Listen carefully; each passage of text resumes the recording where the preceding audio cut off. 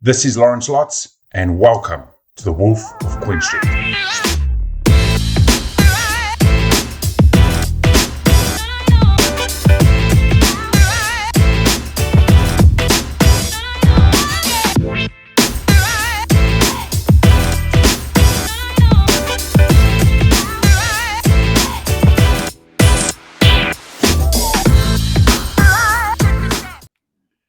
Welcome back to the Wolf of Queen Street podcast series. Welcome back to the audio or the video series. But before we get stuck in today's show, I just want to do a shout out to my sponsors, Wealth Mentor. Wealth Mentor is Australia's leading financial education provider, and their mission is to make wealth accessible to all. They achieve this by working with the best in the business, and they give their customers these plans and ways forward to take their investment journey from where they are to the goals they want to achieve over the time period they're seeking. And they fundamentally want to ensure that the wealth you create is not just for yourself, but the generations ahead. And if this is something that sounds interesting to you or you want to learn more, you can find them at wealthmentor.co.nz. But today I'm super pumped to have Gareth Edwards, a strength and performance coach, back onto the show. Anyone that knows my brand or has been with me from day one will know that Gareth's been on the show a few times before, and he's an exceptionally passionate person about what he does. He's true to the sense of wanting to make better humans, better society, and better people out there by just thinking back at some of the charity drives and things that he did to try and raise money for people out there and trying to make better situations for all of us around. And Gareth today is coming onto the show and talking about the benefits of nasal breathing and controlled breathing in our day-to-day lives, about us to take us into a better situation from ourselves in the corporate world and everything around us, just by fundamentally how we breathe and how we pay attention to our breathing. So Gareth, welcome to the show. Thanks for having me, man. As always, man, it's great to have you on the show. I mean, I think this would be our third or fourth time you've been on, and you always come in here with stuff that is of such benefit to society as a whole. At the moment, you're one of your newest companies that you launched at the moment is Valor Performance, that talks about the benefits of breathing and everything else. I would love you to take us through, Valor Performance, what it is, what it stands for, and then, this whole thing of nasal breathing, mouth breathing. Why should I be paying attention to it, really? Yeah, thanks, man. That's a lovely intro. I am a fairly passionate human being. I feel I do. Anyone that knows me, I do dive in head first into projects and things that I am passionate about. And health and wellness is something that I've been passionate about for a very long time. I've been in the strength and conditioning and the health and wellness scene for industry for the better part of 10, 12 years now. So it's something that is a part of me, something that I'm very passionate about, and something that I strive to become better in and continue learning in as well. I think that's important as coaches. Valor Performance started 2 years ago. It was Nasal Breathing 2 years ago. I started the business with my now ex-business partner, Will, and with a hope to deliver more science-based breathing practices to the masses. Yep. Breathing, as you touched on just before, is an integral part of what we do. It's a very important thing in our lives. We do it, up to 24,000 times a day. Mm-hmm. Anybody that's going to be listening and watching this podcast is going to be innately aware of their breathing as we go on. And for the most part, we are fairly dysfunctional breathers, as a general population. So, we started the business in 2020 at the height of the global pandemic. Something that is a respiratory disease. It attacks the lungs and all that kind of stuff. So we started the business, and I studied under Patrick McKeown, who is the creator and founder of Oxygen Advantage. Yep. And I became New Zealand's first master instructor of Oxygen Advantage, which was pretty cool. And we kind of went through sort of discovering what people's perception of breathing was. And this is obviously during a time where we were so aware of health and wellness, right? In the past 2 years, we've been glued to the TV and the news and mainstream media about, this thing that's sort of taking over the world, and making people sick and making people aware of their health and having things like the gym taken away from them. So, it's kind of, it was a risk, but also it was calculated risk in terms of launching a business during that time. And then 2 years down the track, I've worked with the Franklin Bulls basketball team in the Sal's NZ NBL competition. I work with the Counties Manukau Steelers through their women's academy and also Topside, their elite high performance team. Work with professional sailors, New Zealand rugby sevens players, New Zealand touch representatives, on the power of breathing in terms of a performance sense. And over the sort of past 2 years, the business has kind of grown into more of the performance arm, because that's what I know and what I've done for so long. There is the wellness element there, don't get me wrong. The performance is just something that I'm passionate about. Keep coming back to that word passion. I am passionate about human performance. Whatever that means to you, that's a very subjective word, right? So performance doesn't have to be throwing a ball around on a field or, sailing a yacht at, NZ, the Sail GP type stuff like Liv does. It can be in the boardroom, as you mentioned, for corporates. It can be as a student in the classroom. It can be as a father, which you are. That's a pretty high performance job at the root of it, right?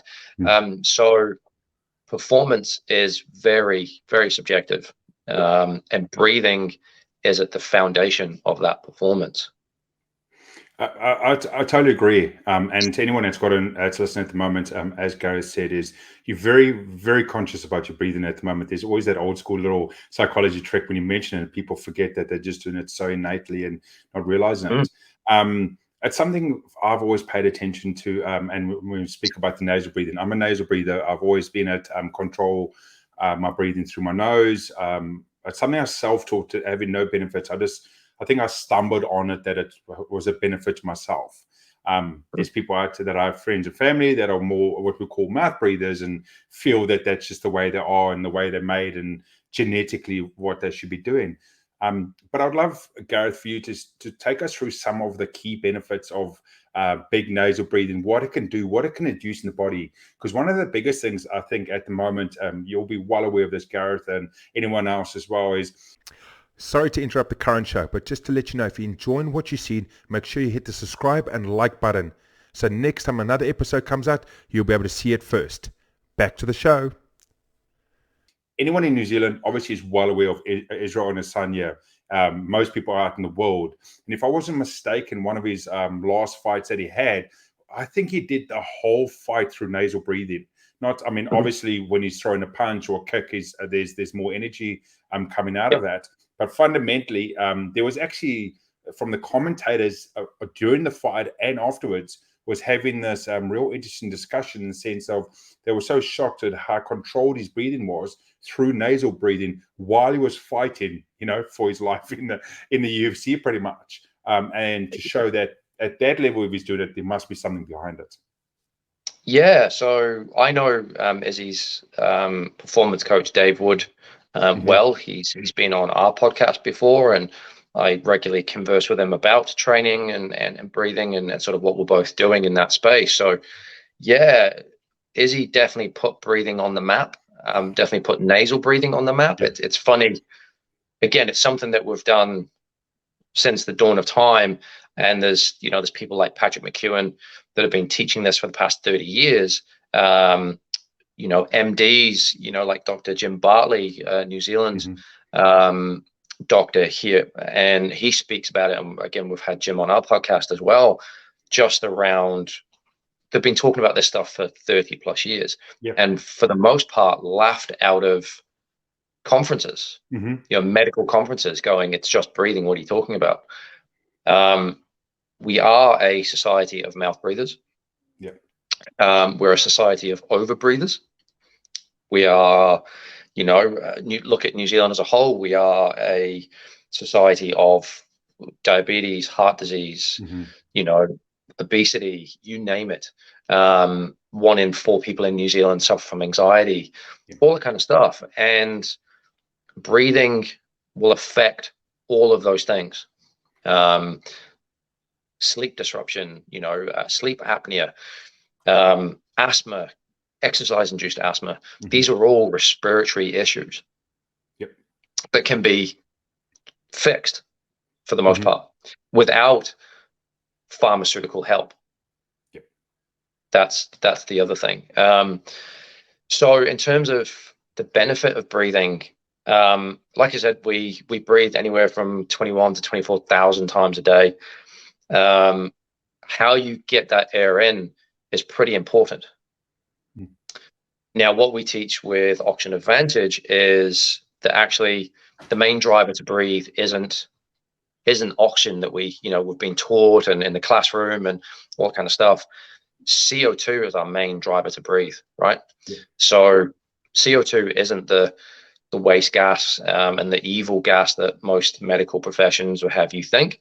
Is actually quite a valuable tool and quite a integral part of our physiology.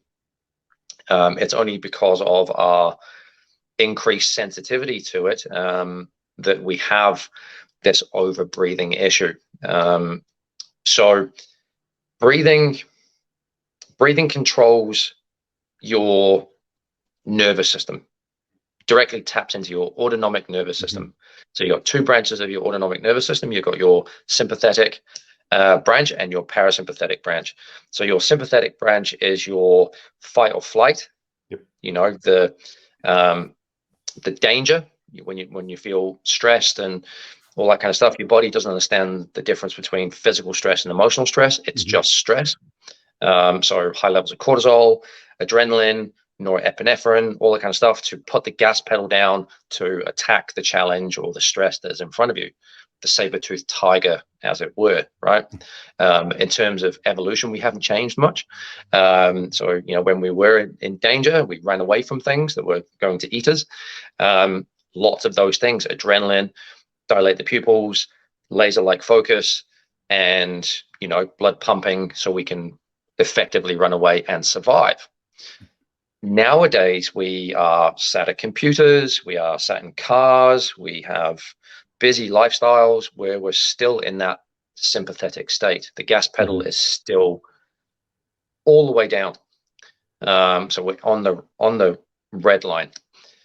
With nasal breathing and the practices that we teach as Oxygen Advantage instructors and other breathing modalities out there in the world, the nasal breathing allows us to tap into that parasympathetic side of that nervous system, which is your rest and digest, right? This is the calm state where you can think clearly.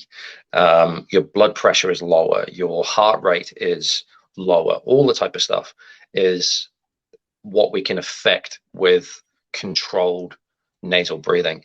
Your nose performs like 30 different functions, 35 different functions through smell, olfactory type stuff. It filters the air that you breathe in, so all the pollutants, and you think about germs, right? Your nose is your first line of defense. It humidifies the air, so it warms it as it goes in through the nose, so it goes into the lungs, so it's not cold air. It warms it as it goes in. Your nose produces nasal nitric oxide, which is a vasodilator, which dilates smooth muscle tissue and all that type of stuff, blood vessels. If you breathe through your mouth, none of those things happen. your mouth performs zero function when it comes to breathing. Zero. Your mouth is for speaking, which we're doing right now, drinking and eating. That's it. We've just become it's become this habit of, particularly in a performance sense, which then crossed over into just everyday life, that we think we need to breathe through our mouth because it's a bigger hole and we'll get more oxygen in, which is actually counterproductive. You may be gasping more air in, and you just look at, using the martial arts as an analogy, like looking at, as an example, looking at, Izzy's opponent and any fight, the commentators will remark on how, he's sucking in the big ones and his mouth is open, and, you hear it during rugby games and all kind of stuff, that they're sucking in the big ones. And we've become conditioned to think that's how we're supposed to breathe. Bigger hole, we can get more volume in, but actually when you do breathe in through your mouth, you're losing, for a start, you're losing about 20% of that breath that goes in to just the active breathing itself. So to fuel the muscles. So you're 20% down already. You also lose about 20% of that air to dead space. So just empty space, or up in sort of the throat and the upper chest region. If you're breathing through your mouth, you're going to lose 20% to that region up there.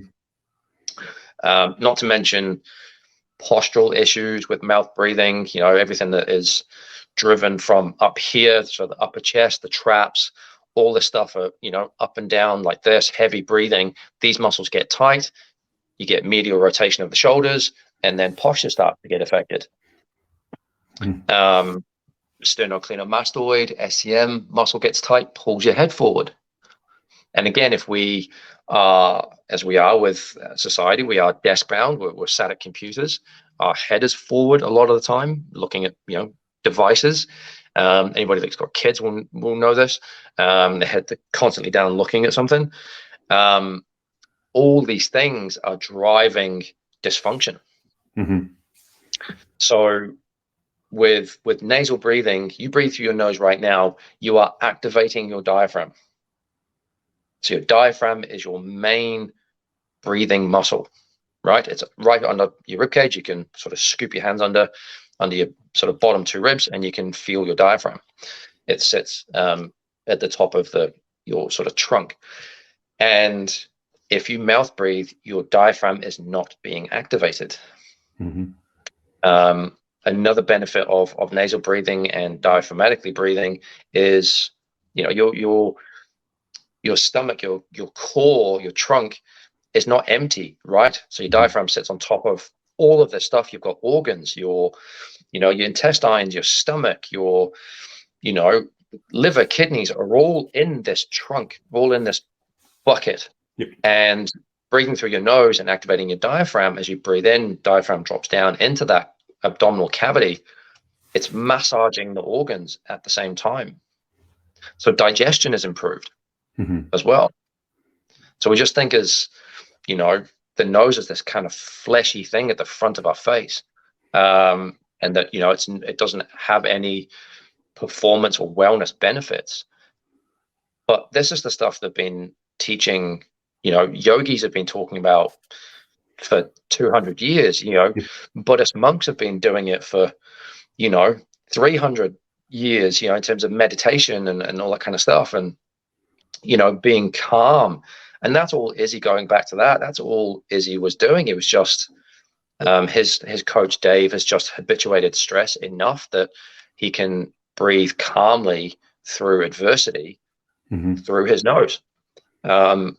Is it easy to do? No, it's not, because we have to unlearn most of the things that we've become so habitual in terms of mouth breathing and our stress response. When we get stressed, when we get that email that comes in that we don't quite like, or we've got to make that phone call that isn't going to be a nice phone call, or we're running late for things, that stress response kicks in, and heart rate increases, blood pressure increases, our respiratory rate increases, so we breathe faster and shallower, all that kind of stuff, which then just puts us into that sympathetic state of the nervous system, and then our cognitive ability literally goes out the window, right?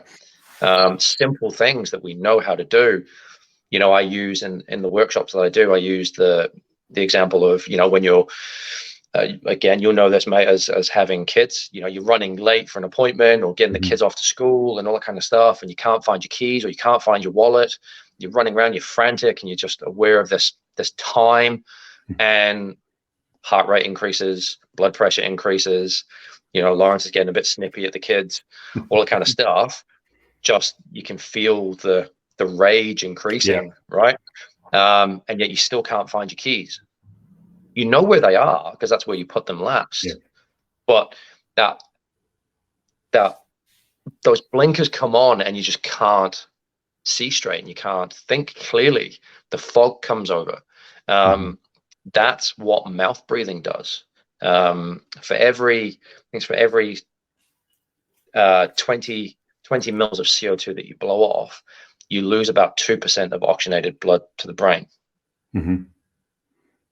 So that's kind of explains why people just get the fog and they just can't think straight. Whether it's kids, adults, athletes. Again, I use that in the performance sense for the athletes that I work with, in terms of, looking at, say, rugby. In training, they can do it. They can catch the pass. They can, catch the bomb. They can make the tackles. They can read the plays, all that kind of stuff. They can listen to coach, put them in the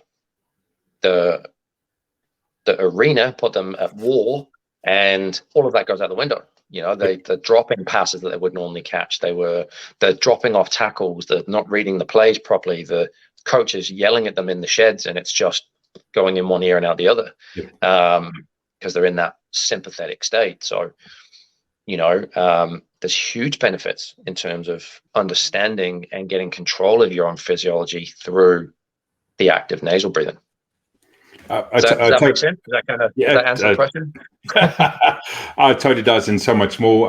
There's, to anyone that's listening or watching at the moment, you might be unsure about or thinking else, but think of any of the other areas out there. Think of meditation. Think of even when you're going in and you're calming yourself. Any sort of spectrum of education out there, how to better yourself as a human, always has some sort of control of bringing your breathing down and controlled your breathing. I do not know of any system outside of maybe Navy divers that are maybe loading up, or the deep divers that are loading up. But I think they still go nasal. I might be mistaken, Gareth. You might be able to rectify me. I think some of them, in those extreme spectrums, they might load up more mouth and then a bit of nasal. But everything else has a total control down to your breathing through the nose, to the control. Meditation, fundamentally, controlling yourself, your anxiety, your stress. So it's definitely there. It's definitely something we've got to pay attention to. A few things that was really interesting to me was people don't realize, and you spoke about a little bit, is in the sense of when I breathe through my nose, I get it to the ambient temperature that my lungs expect it at. But if I breathe through my mouth, that doesn't happen. So if I'm breathing through my mouth and I'm in an ambient temperature outside, it's totally different to the expectations. Think of cold weather or hot weather. My lungs interact in a negative way. And I think it's, I don't know the exact percentage, but I think I read up at something like 20 to 25% of the lungs will not deteriorate, but not absorb as much as it would be, because there's this counteraction effect against the temperature outside. So think of it, if you're going for a jog in the cold and you're going and you're having these big breaths of cold air, all the stuff that you're craving in, a quarter of it is literally just going straight out because you don't have it at the right space or the right temperature that your body's expecting it. That's 100% right. And you're also, and runners get this a lot in terms of, dry mouth and same with, and burning in the throat type sensations, particularly in cooler weather, right? As you touched on, dehydration is the biggest thing in terms of that, in terms of if we're looking at running. running sports, football, rugby, league, all that kind of stuff, hockey, highly aerobic activities. If you're mouth breathing, you are losing up to 42% more moisture through the act of in and out through your mouth than you would do through breathing through your nose. Yep. Right. The only problem, and where most people fall down and don't stick at this, is the nose will add about 50% more resistance to the act of breathing than your mouth will. Yep. Right, because it's two small holes.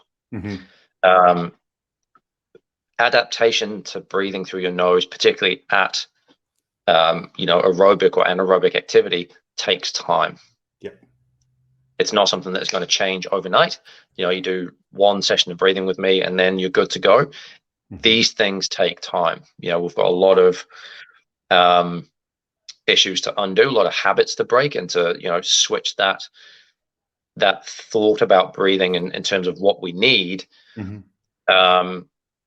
It takes a bit of time. I had Ian Jones here the other day, All Black legend, rugby royalty, very fit human being. Has done multiple half marathons, multiple Ironmans. He's got an Ironman coming up in December. Again, incredibly aerobically fit gentleman. Now, the test that I did with him in terms of the oxygen advantage tests are addressing your body's relationship to increased levels of CO2. Yep. As I said earlier on, oxygen levels are not your main driver to breathe. It is increased levels of CO2, right? In your body right now, you and I, we've got about 4 minutes of oxygen in our bloodstream, in our body, floating around. So this podcast will go on for another 4 minutes. If the atmosphere was to be removed off the planet right now, we'd be talking for about 4 minutes, give or take, whatever our Bolt score is. The main thing that we need to get out of our brains and out of the thought pattern is, I need more oxygen. Yeah. You don't. You've got 4 minutes, right? What we need to do is increase the tolerance to levels of CO2. Yeah. Right. So in the base of your brain, medulla, you've got your respiratory center. So it goes, Lawrence, there's too much CO2 in your blood right now. You need to remove it. So you've got these things called baroreceptors in your body that register the percentage, the pressure of CO2 acting on the arterial walls. Right. That sends a message to the medulla. It says, Lawrence, you've got too much CO2 in your blood. You need to remove it. That then sends a message via the phrenic nerve to your diaphragm to enact breathing. Right. Now, if you've got a higher sensitivity to CO2, and if you're running, so cellular respiration is high, so the byproduct of movement and the heat in your muscles is CO2. So you've got more CO2 in your blood. So therefore, your brain's getting this message all of the time. Lawrence, breathe, get rid of it. Lawrence, breathe, get rid of it. Too much CO2, too much CO2. We're in trouble. So the biggest thing I do is work on people's CO2 tolerance. And that's the same with free divers, as you touched on, and Navy divers and all that kind of thing. Their tolerance to CO2 is just phenomenally high. It totally is. And then I think one of the big ones, and to people that's Netflix fans, I might have it wrong. Is it 16 Peaks or 15 Peaks? The new documentary about the person that climbed all the highest 16 peaks, right? And one of the tests they did on him, one of the tests they had on him is he had to climb on a bike, pedal the bike, and they gave him the oxygen level.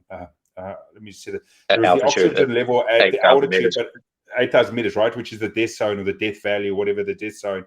And high performing sports stars, majority lost something like 15 to 30 seconds. And this guy did his 5 minutes with absolutely no issues, way off the charts. And it was fundamentally because he had this understanding, like you said, he had this understanding of his breathing, how his breathing worked, what his body could actually do, and that his body was so accustomed to being able to breathe in the right manner, even at extreme stress, that yes, he struggled, but he went and did it easy. That even the guy that was running the session turned around and was like, he's never seen anything like this at this extreme. And we explain it, going, the best sports stars, the fittest people in the world that they've ever put on this exercise last like 15, 30 seconds, maybe a little bit more. And he did 5 minutes with no issues. Yeah, and that's your VO2. So the main sort of performance and aerobic yardstick for high performance particularly is VO2 max, right? So that's your body's ability to use oxygen at a given intensity for a given minute, right? Or for people like NIMS for 5 minutes. He's just, again, he's a freak. He's just an amazing. I've watched the podcast and I've listened to him on what's the Netflix movie and listened to his podcast on Joe Rogan. Just a phenomenal human being, and the resiliency that guy has, the mental resiliency to keep pushing, which also when you come to, no matter what you do, whether it's flipping a tire for 24 hours, whether it's, like Albie boxing for 60 hours, all that type of stuff, climbing 16 peaks, it's in 3 months, was it in 6 months? Like that's no joke. When most people, it takes them, I think the record was like 2 years and he did it in 6 months. No, the previous short-term record was like 7 years because of 7 years. Something like that. Yeah, it was something ridiculous. Like most people would spend 6 months per peak or something like that, and he did all of it in 6 months. And it just comes down to his understanding and his physiological response to stress. Yeah, totally. So his ability to deal with, yes, those guys, those guys that go and work at high altitude, and those Sherpas are at high altitude for long periods of time. So he's conditioned his body to work in that environment. The challenge for him was to just repeat it. Right? Could most people do that? Probably not. But obviously, there are elite athletes out there with incredibly high VO2 maxes. Nasal breathing and the breathing that we teach as Oxygen Advantage instructors works on that CO2 tolerance, which will then improve your VO2 max. You can actually, and I was saying to Ian Jones this week, that you can literally breathe yourself fitter. That's crazy. So yeah, without doing any exercise, simple breath holding exercises and reducing your respiratory rate, working on that physiology and the biochemistry of breathing itself and biochemistry of your physiology, you can breathe yourself fitter. Now, you can't, so with aerobic exercise, you can't train yourself to breathe more efficiently. So aerobic exercise does not train the respiratory muscles. It works your pulmonary system, yes, makes that more efficient for sure.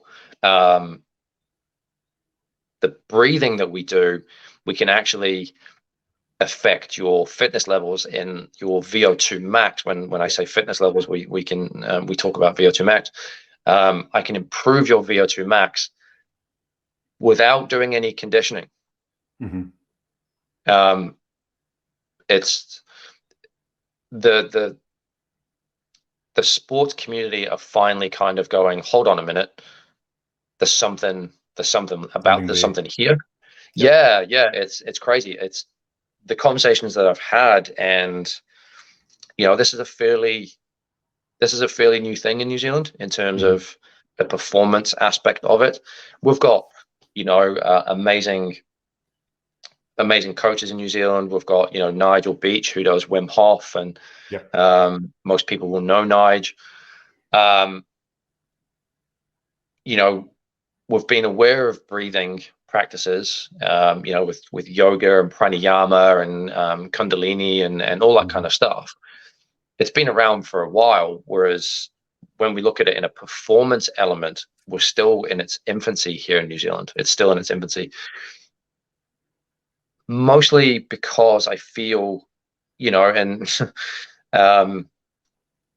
New Zealand, we're a small country, right? It's a small country down here. We're kind of at the bottom of the world. It takes a while for us to catch on to things. We tend to be, 2 to 5 years behind the rest of the world in terms of a lot of these things, in terms of science. We are groundbreaking. Don't get me wrong. We tend to bat well above average with a lot of things. But we're also pretty slow on a lot of uptake as well with stuff. And this is one of these things that we've been pretty slow on. It's just breathing. As far as most athletes, like high level athletes and the people that I have conversations with, we don't tend to regard it highly enough in our training and our recovery because it's just breathing, right? What's wrong with my breathing? I do it every day. I don't feel like I have any dysfunction. And yet most people will have some form of dysfunction in their breathing. And it's too simple for it to be an answer. That's been my biggest bugbear the last 2 years, is the answer is just too simple for a lot of coaches out there. Well, it's just breathing. I totally, fundamentally, yeah, it totally is. It's this thing of going, how's it going to benefit? It's what I do every day. So what difference is it going to make? But there's so much more behind it, and there's so much more to learn from it. I know Gareth's training one of the current students. Is he learning? I think he's going for a marathon or something, and you've had him running 10, 20 Ks with his mouth taped closed or controlled his mouth closed and only through his nose breathing. So anyone that runs, imagine not being able to breathe through your mouth while you're running. But fundamentally, I know if you go into Gareth's social medias, you will see the performance and the increased performance by doing this and using these methods. It shows the science is there and everything. But I know we could keep going at it and talking it so much more. And I don't want it for Gareth to give everything too much away about what he stands for, the education, everything else. I want people to want to seek more information and stuff like that from Gareth. So Gareth, before we pretty much ended up today, where can people find you and learn out more about valid performance, the breathing, and so forth? So the main thing is probably Instagram, so the Valor Human Performance. You can reach out on IG, or valorperformance.com is my website. You can message me there.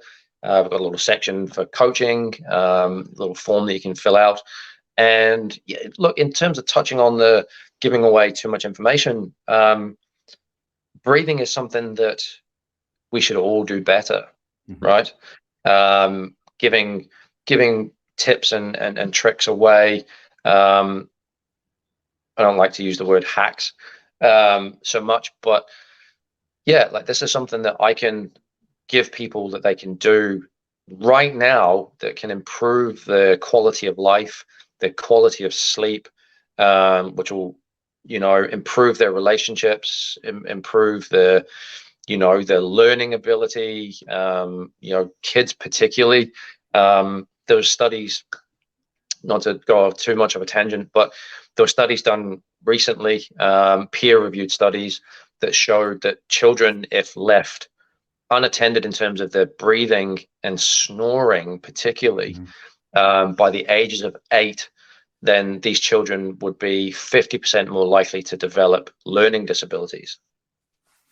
You just sort of, that's a huge statistic and that's a huge number. And we sort of look at, the mental health in New Zealand, and we look at, all these issues that we have throughout society right now can be improved by better understanding of our breathing. Does it fix everything? No.